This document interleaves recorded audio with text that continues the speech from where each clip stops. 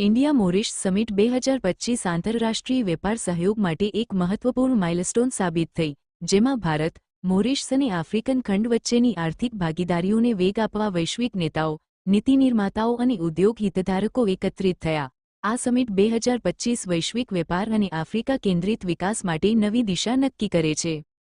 India મોરિશ summit 2025 આંતરરાષ્ટ્રીય વેપાર સહયોગ માટે એક મહત્વપૂર્ણ માઇલસ્ટોન સાબિત થઈ, જેમાં ભારત, મોરિશસ અને આફ્રિકન ખંડ વચ્ચેની આર્થિક ભાગીદારીઓને વેગ આપવા વૈશ્વિક નેતાઓ, નીતિ નિર્માતાઓ અને ઉદ્યોગ હિતધારકો એકત્રિત થયા. ઇન્ડિયા આફ્રિકા ટ્રેડ કાઉન્સિલ, મોરિશસના નેતૃત્વ હેઠળ આયોજિત આ સમિટે આફ્રિકામાં વિસ્તરણ ઇચ્છતા ભારતીય ઉદ્યોગો માટે મોરિશસની એક શક્તિશાળી પ્રવેશદ્વાર તરીકેની વ્યૂહાત્મક ભૂમિકાને વધુ મજબૂત કરી. તેમના સંબોધનમાં શ્રી સેજપાલે જણાવ્યું કે મોરિશસ વૈશ્વિક તકોના ચોરાસે સ્થિત છે, જ્યાં સ્થિર નિયમનાત્મક માળખો, વ્યૂહાત્મક વેપાર કરારો અને 50મી વધુ આફ્રિકન બજારો સુધી સીધી પહોંચ ઉપલબ્ધ છે. તેમણે પુનઃપુષ્ટિ કરી કે આ સમિટનો હેતુ માત્ર વેપાર સંવાદને પ્રોત્સાહન આપવાનો નહીં, પરંતુ આફ્રિકામાં વિસ્તરણ ઇચ્છતા ભારતીય એમએસએમઈ, નિકાસકારો અને રોકાણકારો માટે સ્પષ્ટ અમલી માર્ગો પ્રદાન કરવાનો છે. Report by Ashwin Limbachiya, Ahmedabad. નમસ્કાર, મારું નામ સંગીત સેજપાલ છે અને હું trade commissioner for Mauritius to India Gujarat Ahmedabad office represent કરું છું.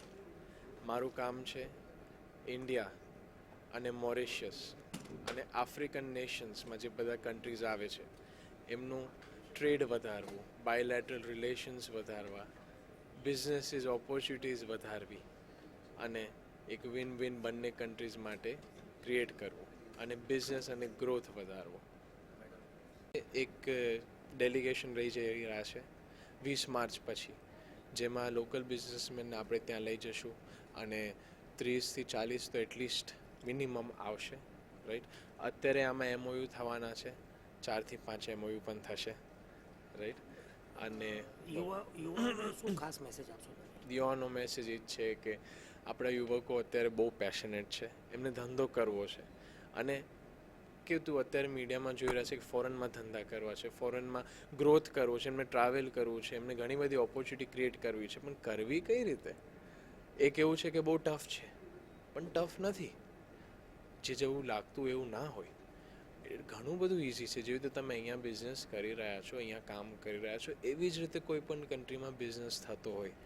અને મારું કામ છે એ તમને બતાવું કે તમે શું શું કરી શકો છો. જેટલું અઘરું છે એટલું લાગતું નથી. અને થિંક ગ્લોબલ, નોટ લોકલ, એ મારું મિશન છે. કે આપણે લોકલ જ કેમ વિચારવું? જે આપણે ઇન્ડિયાને ગ્લોબલ લઈ જઈ શકીએ છીએ, દેન થિંક ગ્લોબલ, નોટ લોકલ.